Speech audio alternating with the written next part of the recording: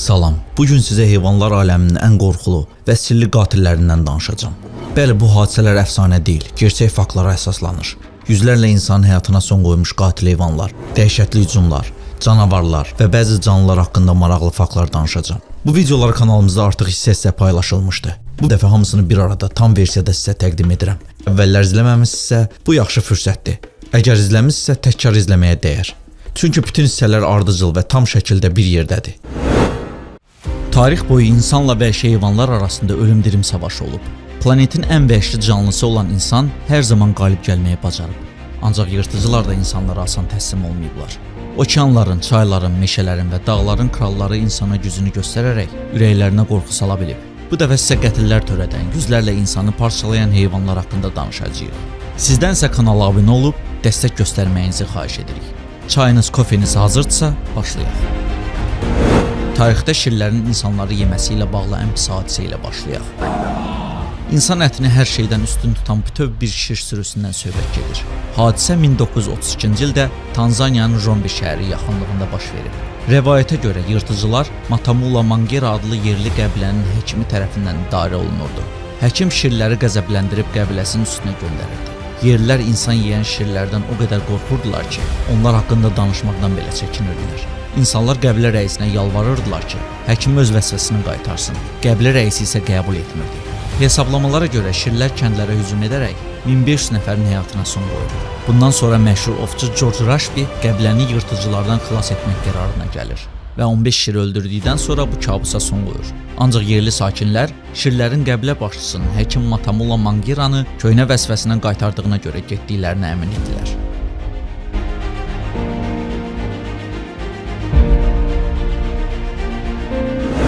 İki barmaqlı Tom kifayət qədər qeyri-müəyyən bir personajdır və bugün onun hekayəsinin hansı tərəfinin real, hansınınsa uydurma olduğunu demək çətindir. Bu nəhəng erkək aligator 1920-ci illərdə Alabama, Florida sərhədindəki bataqlıqlarda yaşayırdı.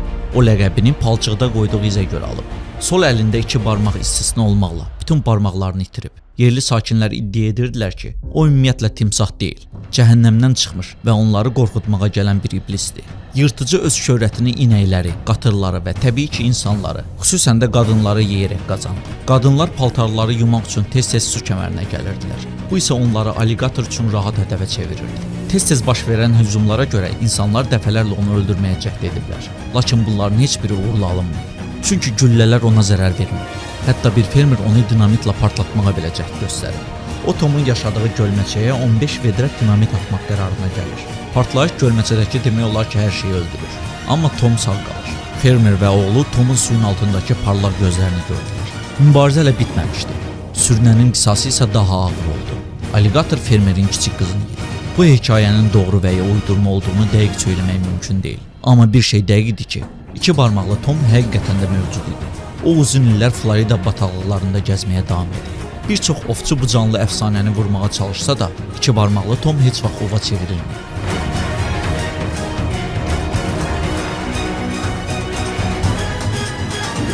Yaponiyada ən dəhşətli vəhşi yırtıcı ildə orta hesabla 40 insanın ölümünə səbəb olan nəhəng arılar olsa da, gündoğar ölkədə böyük və güclü quru yırtıcısı sayılan qonur ayı yaşayır. Bu ayının ən dəhşətli qətliamı 1915-ci ildə Hokkaido adasındakı Sangabetsu kəndində baş verib. İnsanlar bu ayıya Kesanagi adını vermişdilər. O vaxt Sangabetsu kiçik bir kənd idi və orada elə də çox adam yaşamırdı. Kesanagi kəndə gəlib tarladakı qarğıdalını yeyirdi. Bu isə kəndliləri narahat edirdi. Ona görə də 2 nəfər onu güllələmək istəmişdi. Ancaq yaralı ayı ölməmişdi. Sakinlər düşünürdülər ki, yaralı ayı bir daha onlara yaxın gəlməz. Ancaq intiqam soyuq yeyilən yeməkdir.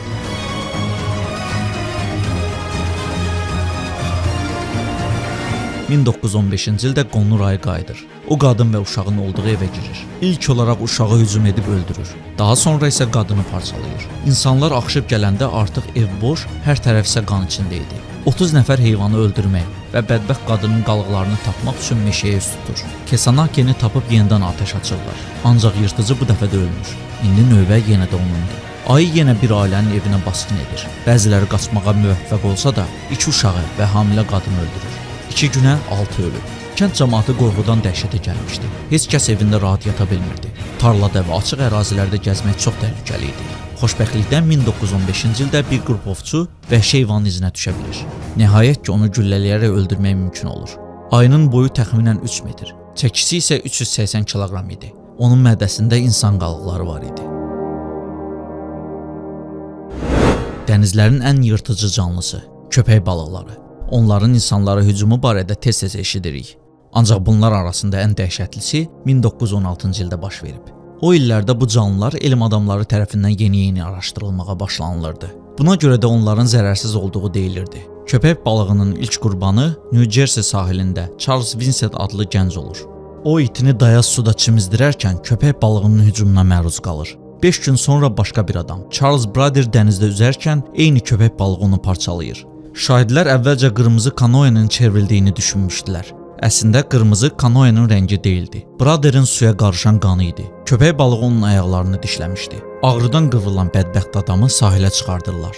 Amma təəssüf ki, gec idi. O hələ sahilə çatmamış dünyasını dəyişir. Maraqlısı budur ki, balığın növbəti hücumu dənizdə yox, Matavan şəhəri yaxınlığındakı çayda baş verir. İnsanlar axarsuda köpək balığı gördüklərini iddia edirlər. Lakin heç kəs onlara inanmır. Ta ki 11 yaşlı uşaq suyun altına sürüklənənə qədər. Sakinlərdən biri oğlanın qalıqlarını götürmək üçün suya başvurur. Lakin o da köpək balığının hücumuna məruz qalır və aldığı yaralardan sonra ölür. Ardınca başqa bir şəxs də suya girir. Xoşbəxtlikdən o köpək balığının hücumundan sağ qurtula bilir və bunu bacaran yeganə insan olur. Bir neçə gün sonra Matavan çayındakı köpək balığı tutulur. Onun mədəsində insan qalıqları tapılır. Elm adamları inanırdılar ki, bu ağ köpək balığı qətilləri tək başına törətməyib. Bu işdə öküz köpək balığının da əli var. Çünki böyük ağ köpək balığından fərqli olaraq öküz köpək balıqları şirin suda yaşaya bilir və daha aqressivdir. Lakin bu, böyük ağ köpək balığının insan yeyən kimi şöhrətinin başlanğıcı idi. Jersey hücumlarının arxasında köpək balıqlarının olduğu təsdiqləndikdə Amerika tarixində bənzəri olmayan köpək balığı qorxusu başladı. Bu hadisə Peter Benchley'ni Çənələr romanını yazmağa ruhlandırdı və sonradan Steven Spielberg tərəfindən filmə çəkildi. İndi də çoxları bu filmə baxdıqdan sonra suya girməyə qorxurlar. Kabus və qaranlıq. 1898-ci ildə ingilislər Kenyada Tsavo çayı üzərində dəmir yol körpüsünün tikintisinə başladılar. Sonrakı 9 ay ərzində 2 adam yeyən şir dəmir yolçular üçün əsl dəhşətə çevrildi. Bu şirlərin uzunluğu 3 metrdən çox idi.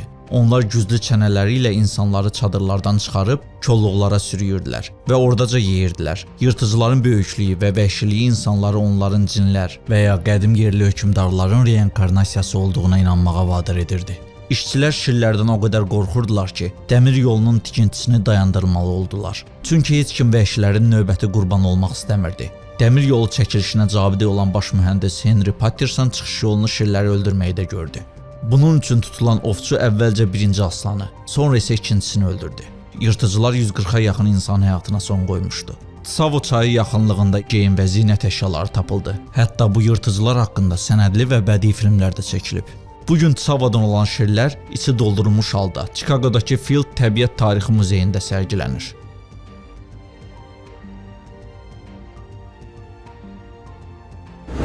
Panar bəbiri. Ən çox insan yeyən bəbir panar yırtıcısı hesab olunur. O 20-ci əsrin əvvəllərində Hindistanın Kuman bölgəsində yaşayıb və burada 400-dən çox insan öldürüb. Rəvayətə görə hansısa ovçu bəbiri yaralayıb. Bundan sonra vəhşi pişik təbii şəraitdə ovlana bilməyib və insanlara hücum etməyə başlayıb. 1910-cu ildə məşhur ovçu Jim Corbett tərəfindən öldürülür. Bir çox ovçu iddia edir ki, bəbirlər şir və pələnglərdən qat-qat təhlükəlidir.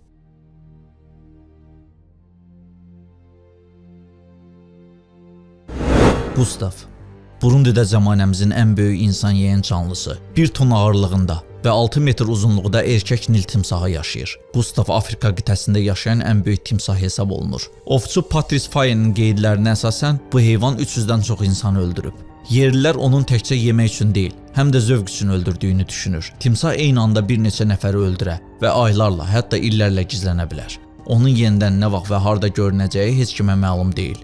Gustavın dərisində nizə, bıçaq, hətta odlu silahlardan qalma izlər var. Ancaq heç bir ovçu onu öldürməyə bacarmayıb. Ovçu Faye sualtı tələ quraraq Gustavı tutmağa çalışsa da, sürünən ona yaxınlaşmadı. Gustavın 60-dan çox yaşı olduğu təxmin edilir. Onun qətilləri daha çox ola bilər. Lakin Faye insanları onun hücumlarından qoruya bilib. Burundidə Ruzizi Milli Parkı tikilir və dövrümüzün ən böyük insan yeyən timsahı bu parkda sərbəst şəkildə dolaşır.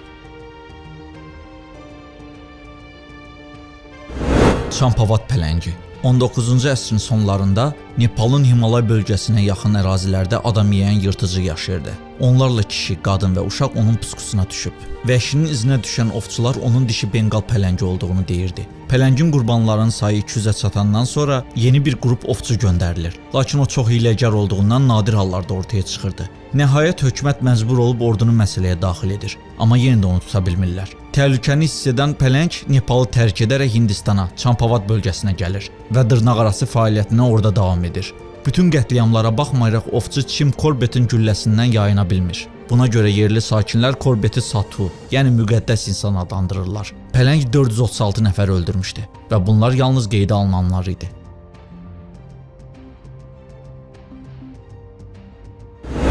Mysore ayısı. Hindistanda ayılar demək olar ki, hər həftə insanlara yüngül xəsarətlər yetirir. Lakin nadir hallarda onları yeyirlər. Əslində ayılar insan ətinə meyilli deyillər. Əsasən meyvə və bala üstünlüyü verirlər. Ancaq ayıların insan qatilinə çevrildiyi dövrlərdə olub. Mysoredan olan qatil ayının mənşəyi haqqında əfsanə var. Rəvayətə görə ayının balaları insanlar tərəfindən öldürüldükdən sonra qisas almağa başlayıb. Yerli sakinlərlə mübarizədə yaralanması onu daha da aqressivləşdirib. Ayının tipik üslubu onun vurduğu yaralar idi. Caynaqları və dişləri ilə qurbanın üzünü qoparırdı. Nəticədə insan sağ qalsa belə şikəst qalırdı. 12 nəfər yırtıcının qurbanına çevrilib. Onlardan 3-ü ayıya yem olub. Nəhayət ayı məşhur ovçu Kenneth Anderson tərəfindən öldürülüb. O etiraf edirdi ki, ayını tutmaq üçün 3 ov təşkil etməli olub. Sehirli gözəllikləri və qeyri-adi zəkaları ilə tanınan bu əzəmətli canlılar əsrlər boyu insanları vali edib. Bu maraqlı araşdırmada biz canavarlarla bağlı maraqlı faktları, onların mürəkkəb sosial quruluşunun sirlərini, qeyri-adi ov üsullarını və daim dəyişən təbiət mənzərələrinə misli görünməmiş uyğunlaşma qabiliyyətini açacağıq. Canavarların təkamülü və təsnifatı. Elmi adı Canis lupus olan canavarlar ev itləri, койот və tülküləri də əhatə edən Canid ailəsinə aiddir. Təbii seçmə proseslə canavarlar təkamül keçirərək müxtəlif yaşayış şəraitinə uyğunlaşırlar. Bu da müxtəlif yarımnövlərin yaranmasına səbəb olur. Bugün boz canavar, qırmızı canavar, arktik canavar və Efiopiya canavarı da daxil olmaqla bir neçə tanınmış canavar növü var. Boz canavar ən çox yayılmış növdür. Meşələrdən və tundralardan tutmuş çəmənliklərə və səhralara qədər geniş yaşayış yerlərində yaşayır. Qırmızı canavar isə əksinə nəsli kəsilməkdə olan bir alt növdür və əsasən Amerika Birləşmiş Ştatlarının cənub-şərqində rast gəlinir. Arktika qurdu adından da göründüyü kimi sərt Arktika bölgələrində sağ qalmağa uyğunlaşmışdır və qalın ağ kürkü qarlı mənzərələrdə kamuflyaj təmin edir. Efiopiyanın yüksək dağlıq ərazilərində tapılan Efiopiya canavarı dünyada ən nadir canlılardan biridir. Canavarlar bəşər mədəniyyətində və tarixində mühüm rol oynamışdı. Onlara hörmət, qorxu, heyranlıq və təqiblər edilirdi. Onlar apeks yırtıcıları olaraq ekosistemləri formalaşdırdılar və təbiətin tarazlığına təsir etdilər. Onların təkamülünü və təsnifatını başa düşmək və bu əzəmətli canavarların mürəkkəbliyini və əhəmiyyətini anlamaq çox vacibdir. Canavarların əhatə dairəsi və yayılması. Canavarlar çox uyğunlaşa bilən heyvanlardır və sıx meşələrdən tutmuş açıq otluqlara qədər müxtəlif yaşayış yerlərində çoxala bilirlər. Şimali Amerika, Avropa, Asiya və hətta Afrikanın bəzi bölgələrində geniş yayılmışlar. Canavarlar üçün xüsusi yaşayış tələbləri növündən və coğrafi mövqedən asılı olaraq dəyişir. Şimali Amerikada boz canavarlar müxtəlif yaşayış yerlərində, o cümlədən mülayim yağış meşələrində, boreal meşələrdə və quraq səhralarda rast gəlinir. Onlar qayalı dağların sərt dağlarından tutmuş, böyük düzənliklərdə də sağ qala bilirlər. Avropada canavarlara İsveç, Finlandiya, Ukrayna meşələrində rast gəlinir. Asiyada canavarların yayılması Sibir tayqasından Himalay dağlarına qədər uzanır. Arktika canavarları adlarından da göründüyü kimi ilk növbədə Şimali Amerika və Qrenlandiyanın Arktika bölgələrində rast gəlinir. Canavarlar davranışlarını və ov üsullarını yaşadıkları mənzərəyə uyğunlaşdıra bilirlər.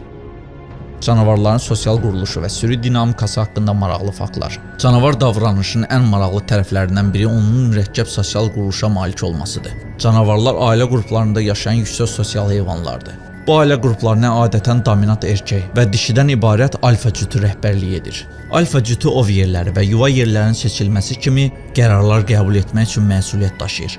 Onlar həmçinin sürünün ümumi rifahını və birliyini təmin edirlər. Sürünün digər üzvləri onların balaları və həmçinin tabeliyində olan yetkin canavarlardır. Subordinat canavarlar sürüdə mühüm rol oynayır. Ova kömək edir, balalara qulluq edir və ictimai asayişi qoruyur. Ailə qrupları canavarların sağ qalması və uğur qazanması üçün çox vacibdir. Sürü halında yaşayan canavarlar ov zamanı əməkdaşlıq edə bilir, ərazilərini müdafiə edir və balalarını daha effektiv böyüdürlər. Sürüdəki sosial bağlar güclüdür və canavarlar sadiqliyi nümayiş etdirir və bir-birləri ilə əməkdaşlıq edirlər. Ünsiyyət sosial asayişin qorunmasında mühüm rol oynayır və canavarlar bir-birlərinə mesaj çatdırmaq üçün müxtəlif səslər, bədən duruşları və üz ifadələrindən istifadə edirlər. Canavar sürüsünün sosial quruluşunu və dinamikasını anlamaq onların davranışları haqqında dəyərli məlumatları verir və bizə canavar sürüsü daxilində mövcud olan mürəkkəb münasibətləri qiymətləndirməyə kömək edir. Canavarların ov və qidalanma vərdişləri. Canavarlarla bağlı maraqlı faktlardan danışarkən onların ovunu qeyd etməyə bilməzsən. Canavarlar yüksək bacarıqlı və səmərəli ovçulardır. Sığın və bizon kimi böyük heyvanları ovlaya bilirlər. Onların ov texnikası yaxşı əlaqələndirilir və bütün dəstənin əməkdaşlığını tələb edir. Birlikdə işləyərək canavarlar böyük və ya təhlükəli olan yırtıcıları tuta bilirlər. Canavarlar şəraitdən və yırtıcıların mövcudluğundan asılı olaraq müxtəlif ov strategiyalarından istifadə edirlər. Dözümlükləri ilə tanınırlar. Tez-tez ovlarını yıxmaq üçün uzun təqiblərlə məşğul olurlar. Hədəf seçildikdən sonra koordinasiyalı hücumlar kimi taktikalardan istifadə edərək yırtıcıları mühasirəyə almaq və təcrid etmək üçün birlikdə işləyirlər. Ov edərkən ünsiyyət çox vacibdir. Canavarlar səs və bədən dilindən istifadə edərək hərəkətlərini əlaqələndirirlər. Canavarlar iri dırnaqlı heyvanlardan başqa gəmircilər, dovşanlar və quşlar kimi kiçik ovlar da ovlayırlar. Onlar fürsətçildirlər və mümkün olduqda leş yeyirlər. Canavarlar bir oturuşda çoxlu miqdarda qida istehlak edə bilirlər ki, bu da qıtlıq dövründə daha az qida ilə sağ qalmağa imkan verir. Canavarların ünsiyyəti və səslənməsi. Canavarlar müxtəlif məqsədlərə xidmət edən geniş səs diapazonuna malik çox səsli heyvanlardır. Ulama bəlkə də canavarlarla əlaqəli ən simvolik və tanınan səsdir. O uzun məsafəli ünsiyyət vasitəsi kimi xidmət edir. Canavarlara öz sürüsünün digər üzvləri və ya qonşu sürülərlə ünsiyyət qurmağa imkan verir. Ulama bir neçə funksiyaya xidmət edir. O cümlədən ərazi sərhədlərini qorumaq, sürünü əlaqələndirmək və ailə üzvlərini tapmaq. Həmçinin güman edilir ki, ulama sürünün daxilində sosial bağları gücləndirməyə kömək edir. Bir növ sosial yapışqan rolunu oynayır. Canavarın ulama səsi kilometrlərlə gedə bilir. Bu da onu öz geniş ərazilərində effektiv ünsiyyət vasitəsinə çevirir. Canavarlar hətta bir-birlərinə mesaj çatdırmaq üçün üz ifadələri və duruşları kimi bədən dilindən də istifadə edirlər. Canavarların ünsiyyəti və səsləri onların davranışlarının heyran edici cəhətidir və sürü daxilində sosial birliyin qorunmasında mühüm rol oynayır. Canavarların həyat dövrü və çoxalması. Bir canavarın həyat dövrü balanın doğulması ilə başlayır. Çoxalma adətən qışın sonunda və yazın əvvəlində, qida bol olduqda baş verir.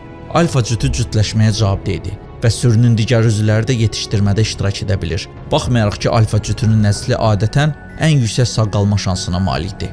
Təxminən 2 ay davam edən bir hamiləlik dövründən sonra alfa dişi adətən 4-dən 6-ya qədər bir bala doğur. Balalar kör və çarəsiz doğulur. Qayğı və müdafiə üçün valideynlərinə və sürünün digər üzvlərinə güvənirlər. Bütün dəstə balaların yetişdirilməsində iştirak edir və tabelikdə olan canavarlar onlara baxmağa və yeməklə təmin etməyə kömək edir. Bala böyüdükcə onlar tədricən daha müstəqil olurlar. Valideynlərindən və digər sürü üzvlərindən lazımi bacarıqları öyrənirlər. Onlara ovlamağı, ünsiyyət qurmağı və sürünün mürəkkəb sosial dinamikasında naviqasiya etməyi öyrədirlər.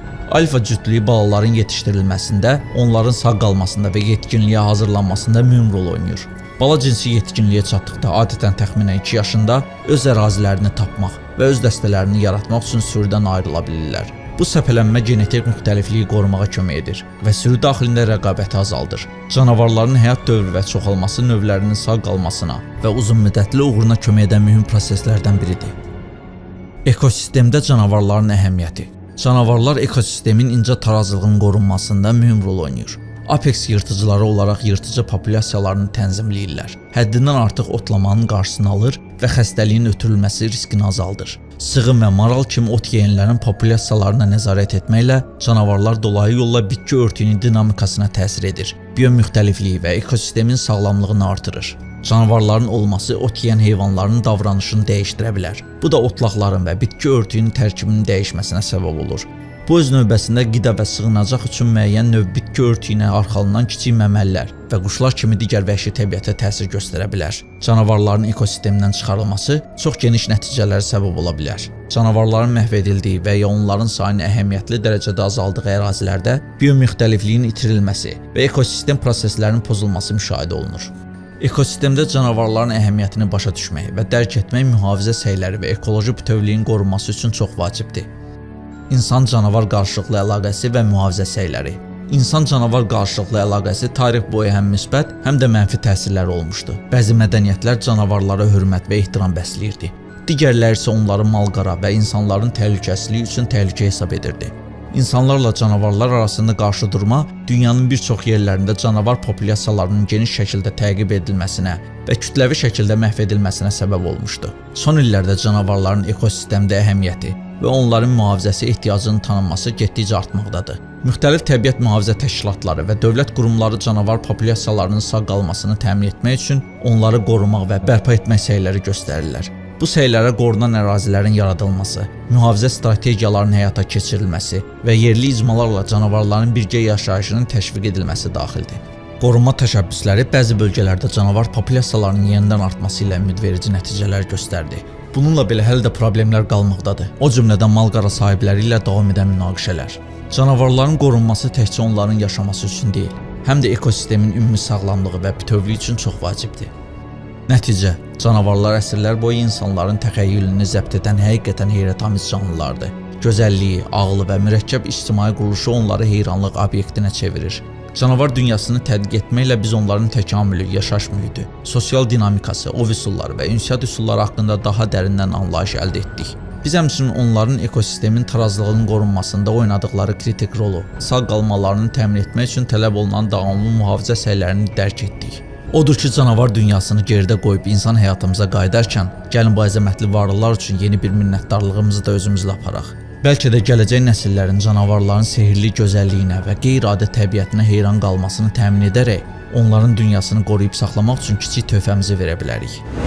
Bəzi heyvanların hər zaman aktiv olan beyinlərə sahib olduğunu, bəzilərinin isə ənənəvi yuxu mənasında aylarla yatmadığını bildikdə təəccüblənəcəksiniz. Təbiət dünyası bizi demək olar ki, hər gün öz sirləri və tapmacaları ilə təəccübləndirir. Bəşəriyyət onların əksəriyyətinə hələ də cavab axtarır. Amma bəzən sir pərdəsini biraz da qaldırmaq olar. Dünyada ən azı 10 heyvan var ki, onlar insanların ənənəvi yuxu anlayışı olmadan vəhşi təbiətdə sağ qala bilirlər. Beyin üçün gecə istirahətinin standart dərəcəsinin təxminən 7 və ya 8 saat olduğunu öyrəşmişik. Bu alimlərin danışdıqları orta göstəricidir. Ancaq heyvanlar aləmi üçün bu qayda səviyyəlidir. Bəzi nümayəndələrin beyni həmişə aktiv ola bilir. Köpək balığı.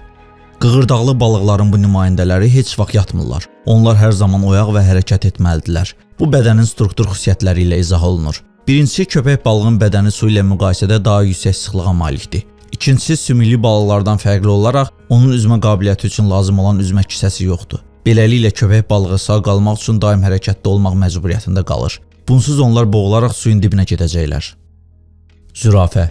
Uzun müddət zooloqlar zürafələrin ümumiyyətlə yatmadığına inanırdılar. Bununla belə 20-ci əsrin ortalarında məlum oldu ki, gün ərzində bu heyvanların beyinləri qısa müddət ərzində rahat bir vəziyyətə düşür və onlar yatırlar. Müxtəlif standartlara görə gündə 30 dəqiqədən bir neçə saata qədər. Belə qısa yuxu müddəti zürafələrin yırtıcıların qurbanı olmamaq üçün ətraflarına nəzarət etmələri ilə izah olunur. Yaxşı qidalanma yolu ilə güclərini bərpa edirlər. Zürafələr demək olar ki, hər zaman oyaq olduqları zaman bədəni kifayət qədər enerji ilə təmin etmək üçün bitki tumurcuqlarını və yarpaqlarını yeyirlər. Delfin. Bu dəniz məməlilərdə düzgün yuxunu ödəyə bilmirlər. Suda yaşayaraq ağciyərlərini oksigenlə doyurmaq üçün daim səthə çıxmağa məcbur olurlar. Təsəvvür edin, delfin maksimum 7-8 dəqiqə nəfəsini saxlaya bilər. Nevroloqlar delfinlərin beyninin yarım kürələrinin növbə ilə istirahət etdiyini aşkar etdilər. Bu onlara qismən şuurlu qalmağa və boğulmamağa imkan verir. Bədənin oksigenə ehtiyacı olduqda delfin səthə üzür və nəfəs alır və sonra hər şey yenidən başlayır. Fil. Planetin ən böyük heyvanlarından bəziləri də az yatır. Məhz gündə bir neçə dəfə, lakin qısa müddət ərzində hər dəfə 30 dəqiqə. Ümumilikdə fillər bir gündə 3-4 saat yuxu vəziyyətində olurlar. Eyni zamanda sürü düşmənlərin qəfil hücumundan mümkün qədər qorunmağa çalışır. Yuxuda olan digər filləri yaxınlaşan təhlükə barədə xəbərdar etməli olan gözətçilər yerləşdirir. Balina. Balinalar delfinlərdən fərqli olaraq qısa yuxuya gedirlər. Bununla belə hətta bu zaman onlar izləməyə məcburiyyətində qalırlar. Bir balinanın hərəkətsiz bədəni dərinliyə batmağa başlayırsa, heyvan quyruğunu hərəkət etdirir və səthə üzür. Ancaq yayda balinalar 3 ay oyaq qala bilirlər. Bu çox miqdarda yemək yeməyə vaxt tapmaq və bununla da qış üçün kifayət qədər enerji toplamaq üçün lazımdır. At. Atların ayaq üstə yatması ümumi bir inancdır. Zooloqlar atların xüsusiyyətlərini və vərdişlərini araşdıraraq təsdiqlədilər. Atlar həqiqətən də ayaq üstə yatırlar. Onlara gündə 3-4 saat düzgün istirahət lazımdır. Bu onlara hər zaman ayaq-sayıq olmağa və təhlükəyə vaxtında reaksiya verməyə imkan verir və ayaq üstə yatmaq imkanı yırtıcı yaxınlaşdıqda vaxta qənaət etməyə imkan verir. Qurbağa. Qurbağalar həyat ritminə görə insanlardan bir çox cəhətdən fərqlənirlər. Çünki onlar hələ də böyük ölçüdə suya bağlıdırlar. Bu da onlara yaşamaq imkanı verir. Müxtəlif növ qurbağaların uzun illər müşahidəsi alimləri qurbağaların adi mənada yatmadığı kəşfinə gətirib çıxardı. Onlar gözləri bağlı dincələ bilirlər. Bədənləri hətta bu anda rahatlaşır. Lakin yenə də xarici stimullara tez cavab vermək qabiliyyətini saxlayır. Bəzi qurbağa növləri, məsələn öküz qurbağaları daim oyaq vəziyyətdədirlər. Zooloqlar təklif edirlər ki, suda quruda yaşayanlar bu qabiliyyəti tropik cəngəlliyin sərt şəraitində sağ qalma mexanizmi kimi inkişaf etdiriblər. Qarışqa. Kiçik həşəratlar yuxu anlayışı ilə demək olar ki, tanış deyillər. Qarışqalar doğulduğundan bütün həyatları boyu koloniyaların faydası üçün yorulmadan çalışırlar. Bundan sonra 7-10 gün yaşadıqdan sonra qocalır və ölürlər. Heyvanlar aləmindəki əsas işgüzarlar. Və buna baxmayaraq bu heyvanların yata biləcəyinə inanılır. 1 dəqiqə və ya daha az, gündə 200-250 dəfə, yəni gündə təxminən 4 saat. Alp uzunqanadı. Bir çox digər quş növləri kimi alp uzunqanadı da miqrasiya zamanı hər il xeyli məsafə qət edir. Onlara delfinlər kimi beynin yalnız bir yarımkürəsi ilə yatmaq qabiliyyəti kömək edir. Həyatı orqanın bir yarısı istirahət edərkən digər uçuşa nəzarət edir. Quşun böyük hündürlükdən yerə düşməsinin qarşısını alır və yırtıcı quşların ovuna çevrilməkdən qoruyur. Meduza.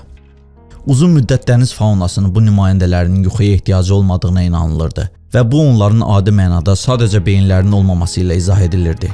Heyvanlarda yatmaq ehtiyacının beyin strukturunun təkmilləşdirilməsi və mürəkkəbləşməsi nəticəsində ortaya çıxdığına dair bir nəzəriyyə var. Bu o deməkdir ki, onların sinir sistemi zəif inkişaf etmiş olanlar yaxşı və şirin yuxuya ehtiyac duymurlar. Amma meduza da fərqlidir. Onların beyninin olmamasına baxmayaraq hələ də yuxuya bənzər bir vəziyyətə düşürlər. Növbəti videonun sonu. Bizə dəstək olmaq üçün kanala abunə olub şərh yazmağı unutmayın.